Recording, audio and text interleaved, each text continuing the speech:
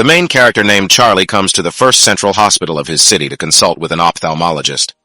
The doctor checks with Charlie about his details and asks him again about the symptoms he is complaining about. Charlie says that for some reason his eyes sometimes don't see very clearly. According to him, when looking at an object, he often sees a red stripe with numbers that hovers above it. The doctor asks Charlie how much he sees on this strip, to which he is told that the number 18 is lit on the strip. Suddenly, Charlie decides to ask the doctor if this number is his age. The doctor is a little perplexed by this question, and mentally asks himself whether Charlie is in the wrong department. Charlie wonders if these numbers are an indicator of death and misses the question from the doctor. Charlie sincerely apologizes for this, saying that he was a little distracted by his thoughts. The doctor tells the main character that he should take this examination more seriously and suggests that he examine his eyes. During a standard eye exam, the doctor finds no abnormalities and concludes that Charlie's eyes look normal. Suddenly, a new attack hits Charlie, and his eyes are covered with a red veil. He walks down the corridor and notices that each person has a stripe above their head, reflecting their life force. Charlie is glad that he can now see everything clearly enough and heads home. Charlie leaves First General Hospital, passing an advertisement for the Night Watch unit. This advertisement claims that in the 99th year of the cataclysm, a safe place has finally been created, while others continue to retreat. Charlie doesn't pay much attention to the advertisement and is walking home when suddenly his shoelaces come undone. As he bends down to tie them, he suddenly realizes that his surroundings have changed. Looking up, Charlie sees his city in front of him, only distorted and shrouded in dark shadows. Suddenly, a woman rushes past him, apparently not even noticing his presence. She and several other fighters attack otherworldly creatures that live in this world. Charlie looks at the battle and notes that things here don't look so good for the people. Before his eyes appears an unknown creature, shaped like the sun, with exorbitant vital signs. However, large and luminous heavenly drops suddenly begin to fly from the sky. Drops fall on the forehead of the main character, illuminating him with a slight glow. A split second later, Charlie comes to his senses at a crosswalk in his city. Charlie recalls that in the 99th year of the cataclysm, the only reliable support for humanity remained the army of the Night Watch. However, the main character is tormented by the question of whether his city is really safe or whether it is all an elaborate lie. A merchant approaches Charlie and offers him to buy medicine, assuring him that the quality is the same as the official one. Charlie is surprised that the dealer is selling drugs to someone when the city is full of monsters. After a few minutes of brisk trading, Charlie buys a bottle of divine oil and boards the bus. Charlie looks out the window, wondering if he's taken everything that's just happened too seriously. The announcer on the bus announces that the transport has arrived at the southern street, asking passengers to prepare to leave. Suddenly, the shadows thicken around Charlie again, and he returns to the gloomy world into which he found himself a few tens of minutes ago. Charlie shakes his head and looks around again, falling back into his world. Charlie is surprised that these strange visions visit him in such a short time. He decides that upon arriving home, he will need to take a good look around and goes home. Arriving home, Charlie decides to take a shower, after which he dries himself off with a towel and turns to the mirror. Charlie notices that there is a strange pattern in his chest that seems familiar to him. Charlie remembers that he was recently looking for his comic book in the library at night, which he had left there earlier. Due to his clumsiness, Charlie drops a book with a strange design on his head. From these memories, the pattern in his chest takes on life and begins to pulsate with energy. Charlie falls to the floor, clutching his chest, which begins to burn more and more. Taking the shower in his hands and pouring hot water over the area of the pattern, he manages to relieve the itching and pain, and he calms down. Charlie looks at himself in the mirror and notices that his life bar is now at its maximum.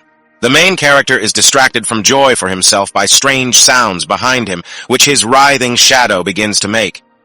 Suddenly the shadow disappears, and Charlie begins to look for it in a panic, not understanding what is happening.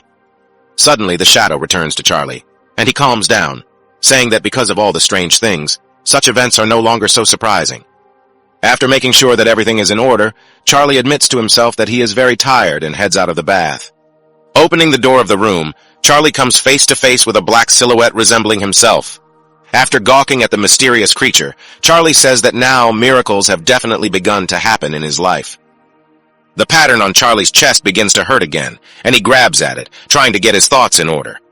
Charlie is glad that his shadow has not disappeared, but the fact that it is now alive confuses him somewhat. After some time, Charlie, already dressed in his home clothes, orders the shadow to raise his hand, which it silently does. After trying a few simple commands, Charlie asks the shadow to perform some kind of dance, which also succeeds without the slightest problem. Charlie scratches his head and tries to figure out where this shadow even came from. However, his thoughts are interrupted by a light suddenly escaping from his chest, which flies into the center of the room. Wisp shows Charlie the data and characteristics of his shadow, providing the opportunity to enhance its skills. The light also gives the main character information that his shadow exists only thanks to Charlie, has all his memories and strength, and can also perform simple tasks, but does not have consciousness.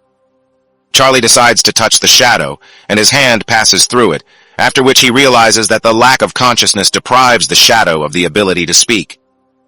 Charlie decides to check how similar memories he and the shadow have, and decides to delve into his notebooks. The main character takes out a sheet of paper with a math assignment on it. He extends his pen to the shadow and tells her to solve these equations. Shadow easily takes it in his hands and sits down at the table, starting to solve the problem. After a short time, the shadow writes on the sheet that the equation has been solved without writing anything else. Charlie curses at the shadow, saying that it has all his memories, adding that he would have decided for himself in 2 minutes. He decides to pick up another task for the shadow and asks the shadow to draw a picture of a horse instead of equations. The shadow immediately gets to work, drawing the animal with incredible speed. While the shadow is busy drawing a horse, Charlie decides to look at the shadow's other abilities. Among the skills, he finds the Shadow Bite skill, which allows him to absorb shadows, strengthening himself and his shadow. After looking around, Charlie decides to go to the corner of his room and try to touch the shadow. Despite all the mental and physical effort Charlie put in, nothing happened. After a couple of attempts, Charlie decides to return to the screen and reads the description of the Shadow Pupil skill, thanks to which the wearer can see the dark side of the world. Charlie suspects that this refers to the strange visions that came to his mind. The main character tells his shadow to stop drawing and do a couple of push-ups. The shadow gets up from the chair and, instead of following the order, begins to slowly merge with the floor. Despite Charlie's incomprehensible cries, his shadow sinks deeper and deeper until it finally disappears without a trace. Charlie looks around in shock, trying to figure out where his shadow went. He continues to turn his head around, demanding that the shadow immediately appear. After some time, a shadow funnel materializes in the air behind him. His shadow jumps out of it as if from a portal, looking very pleased with itself. Charlie, however, is not very impressed with this spectacular appearance and asks her why she just ran away. Shadow takes a notepad and pen and writes about how she was on the dark side. When Charlie asks what she was doing there, the shadow writes that she was doing push-ups. Charlie suggests that shadow training works better on the dark side and asks her to continue.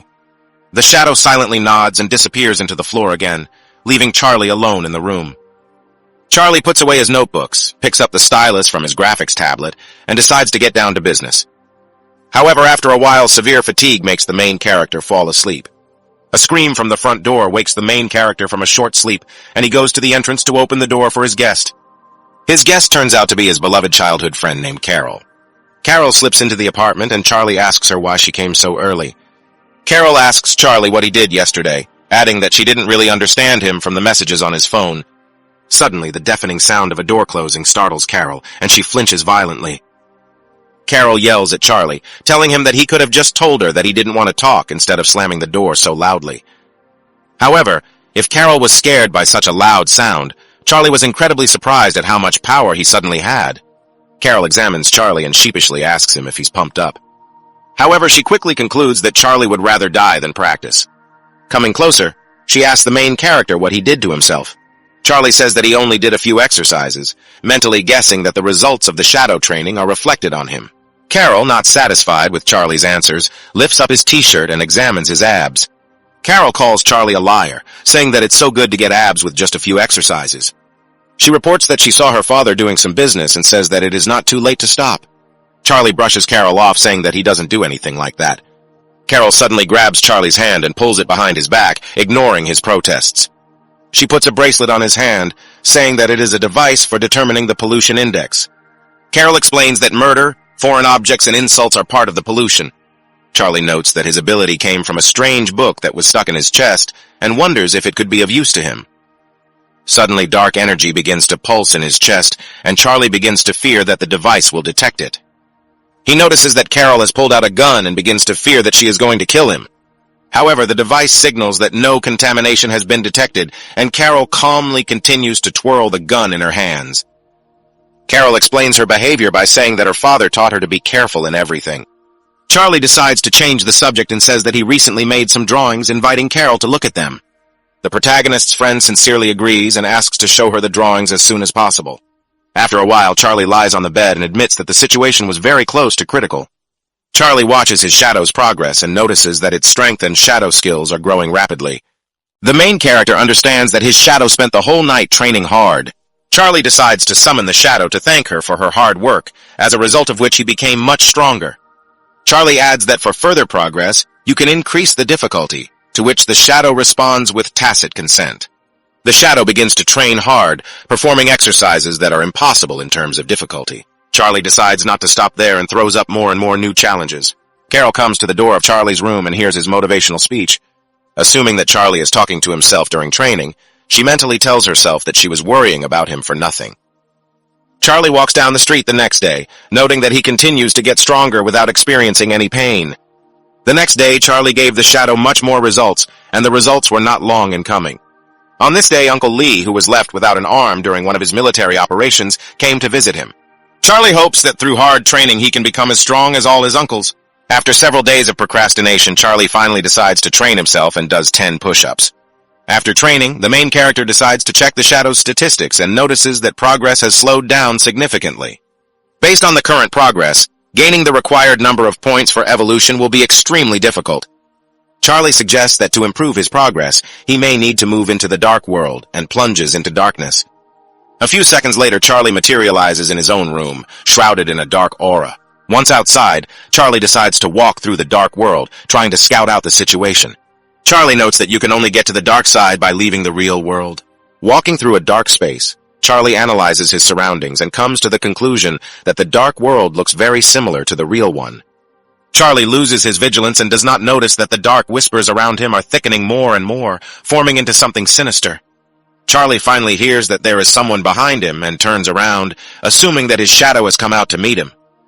However, turning around, Charlie is met only by a huge mouth with a row of razor-sharp teeth. The shadow monster raises its scythe weapon and prepares to strike. Charlie manages to react and quickly dodges the attack, jumping to the side. Continuing to dodge the monster's attacks, Charlie activates the shadow's pupil and opens a portal to the real world. At the last second before impact, Charlie dives into a shadow portal and disappears into the shadows. Once in the real world, Charlie crashes to the floor, hitting his face on it. The main character admits that he was very scared and wonders what it was. Charlie is glad that the shadow exercises have made him much more mobile, but decides to take revenge on the offender by taking a chair. However, subsequent rematches against the shadow monster are not successful. In one of the fights he was injured, only miraculously avoiding broken bones. While escaping, Charlie receives a cut wound in the buttocks, which, however, does not prevent him from successfully retreating. After some time, Carol comes to him and helps him regain his strength by treating his wounds. Charlie states that scars adorn a man, to which Carol sarcastically asks whether scars on the buttocks are decoration.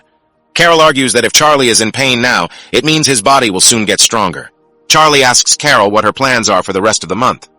Carol doesn't understand what Charlie means by the last month and asks him what he means. Charlie reminds her friend that this is a martial arts exam. Charlie recalls that during the disaster, most industries became less popular, including the cultural and arts industries. Charlie adds that the battles that occupy people's hearts now come first. To become part of the Night Watch, you need to pass a martial arts exam established at the state level. After some thought, Carol admits that she doesn't really want to take this exam. With some hesitation, Carol adds that what she most wants to do is make music. Charlie says that if that's what Carol wants, then he doesn't see any problem, but her father might not approve. Carol expresses confidence that her father will disagree with her wishes. She adds that anyone can now apply to take the martial arts exam. Charlie asks Carol why she is so hesitant, adding that she will definitely pass this exam if she wants. Carol says that the pressure on the Night Watch is constantly increasing, so almost everyone is taken there. Charlie thinks about the exam, telling himself that he will definitely fail it if there are tests with firearms. An additional frightening factor for Charlie is the possibility of going to some kind of correctional camp if he fails. Charlie asks Carol if he can use her detector, to which Carol asks him in surprise about the reasons why Charlie would need such a thing.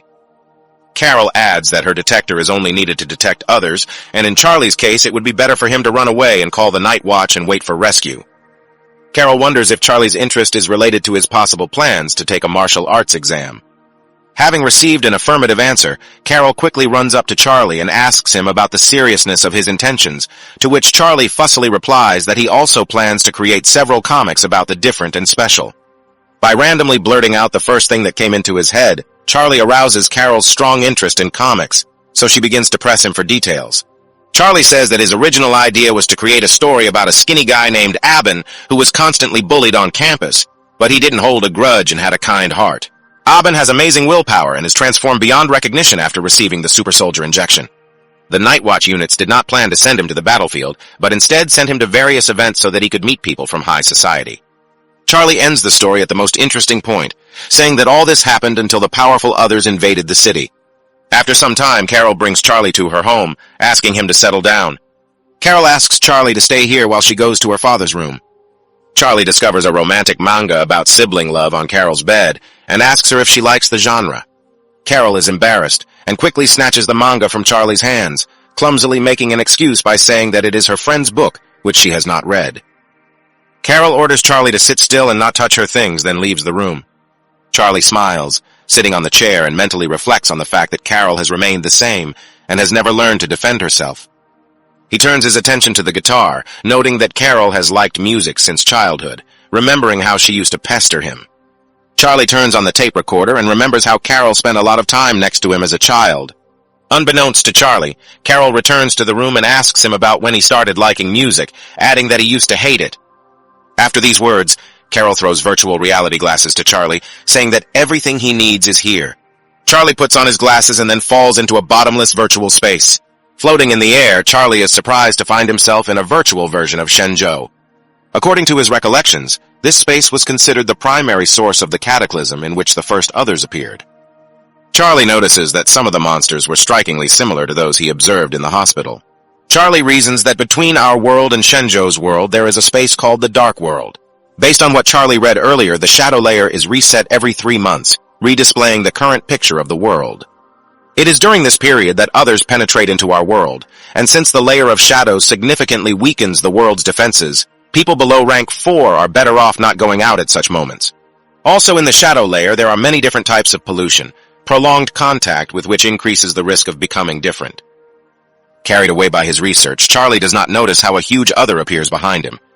However, fortunately for him, a powerful beam of light falls on the monster, dissolving it in a second. Charlie notices that his savior was a humanoid creature, which he easily recognizes as the Special One. Charlie notes that the Special Ones look incredibly cool, hoping to one day be the same. Thinking, Charlie understands that the Special is someone else with the body of a person who controls his power, but because of it, he dies. The main character remembers that special people constantly struggle with pollution and alienation, and after their death there is a high probability of becoming different. That is why, from Charlie's point of view, when specials feel death, they try to deplete themselves as much as possible so as not to turn into a powerful other. Charlie takes off his glasses, very pleased with the images shown. Carol asks Charlie about his impressions, to which he replies that such a large amount of information needs to be digested. Suddenly, Charlie asks Carol if she could stretch his neck, to which she only receives a disgruntled refusal. Charlie offers Carol 3 original paintings, the content of which she can choose herself. With some reluctance, Carol agrees and begins to stretch Happy Charlie's neck. Carol asks Charlie what's causing his neck pain, to which Charlie says it's because of the training. Carol wonders if Charlie continues to pump up his abs, and having received an offer to touch him, he lifts up the protagonist's t-shirt, touching the rectus muscles. However, the couple is caught by Carol's father, Lou, who has arrived unnoticed. After some time, the heroes silently dine in the kitchen, not daring to start a conversation. Charlie notices that Uncle Lou is looking at him with an undisguised desire to beat him. Carol decides to be the first to break the heavy silence, telling her father that he got it all wrong. Uncle Lou asks Carol what he didn't understand, adding that his eyes are unlikely to deceive him. Finding nothing to answer, Carol knocks on Charlie, demanding at least some sane words from him. Making a serious face, Charlie says that he will drink 3 glasses as punishment. Assuming that Charlie has something to punish for, Uncle Lou rushes at Charlie, asking his daughter where his knife is. Charlie remembers that Carol and he were childhood friends, although their personalities are completely different. While he was a bully boy, Carol was always a diligent daughter.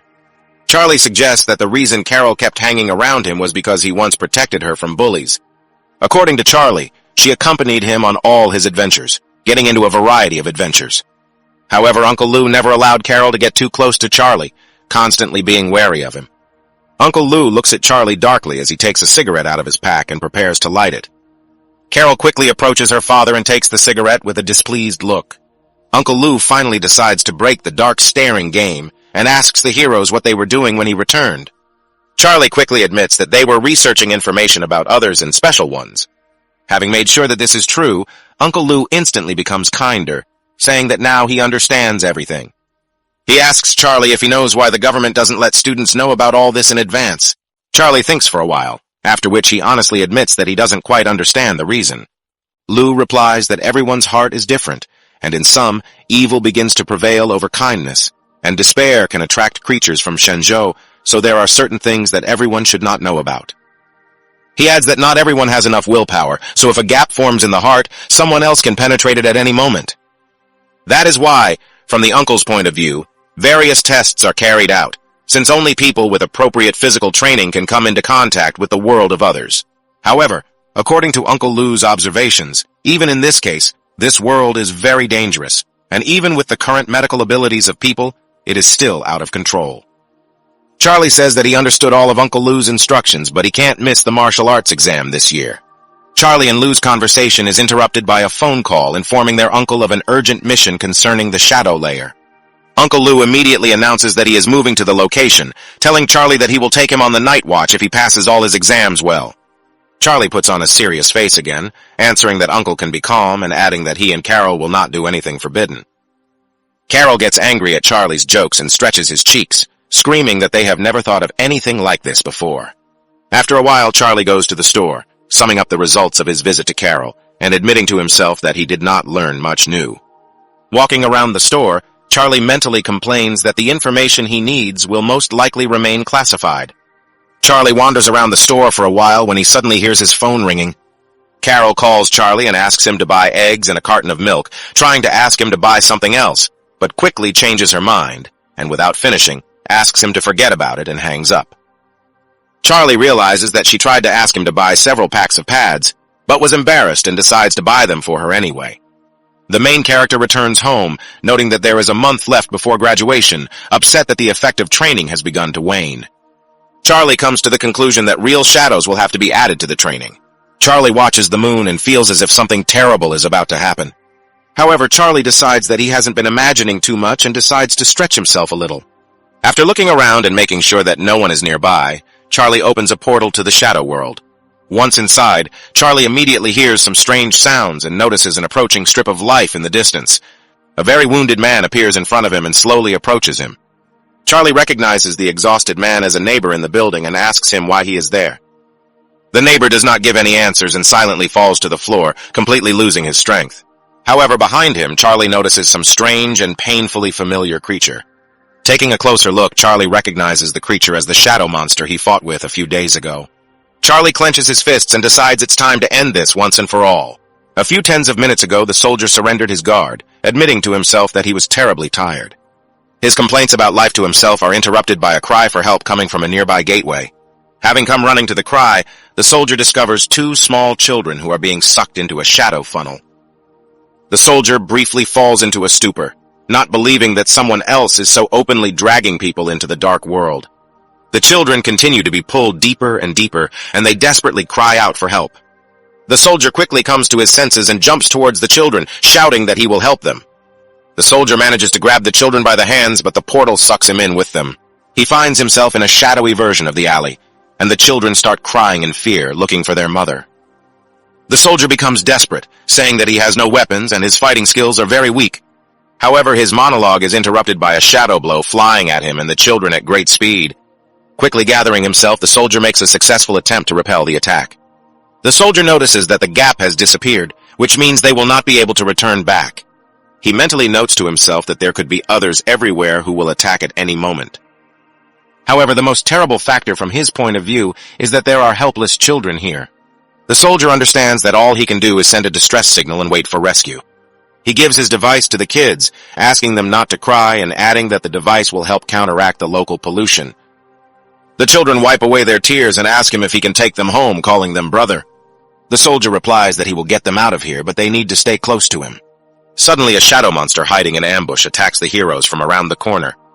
The soldier recalls that when he was 18, he passed the martial arts exam and entered the martial arts department at the university. According to him, he worked hard from the very beginning and took first place in the alien battle exam. However, this turned out to be not enough, since in the other world, diligence occupied far from the first place. The soldier refused to believe in fate, but no matter how hard he tried, he still could not step over his limit. In the end, all he had to do was move from the faculty to the humanities, becoming an ordinary civilian employee. Returning to the present, the soldier analyzes the shadow, concluding that it has a half-human form and believes it to be of an average level. The shadow rushes to attack, but the soldier manages to dodge and immediately hit it in the side. Having delivered several successful blows to the soldiers, he rejoices, saying that the previously familiar feeling has finally returned. However, because of this, he loses his vigilance, and the shadow manages to grab him, pushing him forcefully into the wall. The soldier swears that his body was slower than his mind, and notes that he should be more calculating. The shadow continues to press the soldier, delivering dozens of blows, which he barely dodges. The soldier realizes that he won't be able to run forever, so he decides to take a risky step. The soldier flies into the air and uses shadow power, blinding the monster. However, very quickly this force begins to harm him, little by little polluting his soul. He understands that due to his low qualifications, he will not be able to use the powers of the shadow many times, but he does not have much choice. The shadow monster makes a swift dash and delivers a precise blow to the soldier's chest. The soldier flies back and quickly stands up, surprised at how quickly the monster has adapted to his fighting style. He notes that any student from the Academy's combat department could cope with it, but for him it is a great difficulty. However, from the soldier's point of view, he has no right to retreat, so he must bide his time until others pass. One of the attacks, the shadow monster manages to hit the soldier again, piercing his shoulder. Without wasting a second, the shadow monster immediately knocks the soldier to the ground to finish him off. From severe damage, the young fighter's eyes darken, and he asks himself whether he is dying. He recalls that at the age of 15, his family was killed by others, so at the age of 18, he decided to take a martial arts test. The shadow monster notices that the soldier is not moving and prepares a powerful finishing attack. Gathering all his will into a fist, the soldier understands that before death, he must give his best, imbuing himself with shadow power. He easily dodges the shadow's numerous strikes as he flies into the air. Taking advantage of the small window of opportunity, the soldier lands a precise kick to the creature's head, stunning it. While the monster is briefly immobilized, the soldier begins to unleash a hail of shadow attacks on the creature's body. However, each blow consumes more and more of the soldier's strength, which is why he begins to slowly weaken. Not having time to finish off the monster, the soldier freezes in place without strength, holding his heavy fist in the air. The shadow counterattacks, knocking the soldier off his feet and sending him flying. The soldier falls to the ground, admitting to himself that he cannot see anything, and lamenting that his skills were not enough. The soldier is summing up his life when he suddenly hears some sounds not far from him. The source of the sounds is Charlie, who loudly asks what is going on here. The soldier tries to understand who is standing in front of him, turning over options in his head, but does not recognize Charlie as a member of the Night Watch. Charlie approaches the soldier and tells him to rest and rely on him. The soldier remembers that the exit from the dark side is tightly controlled, so that a random person cannot get here. However, the soldier's thoughts are interrupted by a shadow monster, which delivers a quick fist attack, throwing Charlie far away.